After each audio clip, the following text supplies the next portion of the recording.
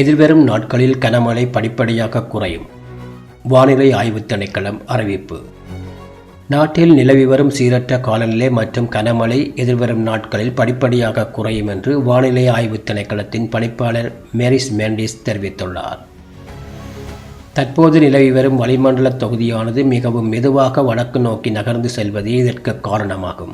இந்த வளிமண்டல தொகுதியின் நகர்வு காரணமாக வரும் நாட்களில் ஆங்காங்கே மழை பெய்யக்கூடிய சாத்தியக்கூறுகள் இன்னும் காணப்பட்டாலும் மழையின் தீவிரம் மற்றும் வேகம் படிப்படியாக குறையும் என்று எதிர்பார்க்கப்படுவதாக அவர் குறிப்பிட்டார். எனினும் நாட்டின் ஊடாக வீசும் மேற்கு மற்றும் தென்மேற்கு காற்று தொகுதி காரணமாக மேல் சப்ரகமுவ, மத்திய மற்றும் வடமேல் மாகாணங்களிலும் காலி மற்றும் மாத்தறை மாவட்டங்களிலும் ஆங்காங்கே மழை பெய்யக்கூடும். மிக கடுமையான மழைவீழ்ச்சியுடன் கூடிய காலநிலை படிப்படியாக குறைவடைந்து வருவதாக தெரிவித்த அவர் பொதுமக்கள் வானிலை மாற்றங்கள் குறித்து அவதானமாக இருக்குமாறும் கேட்டுக்கொண்டுள்ளார்.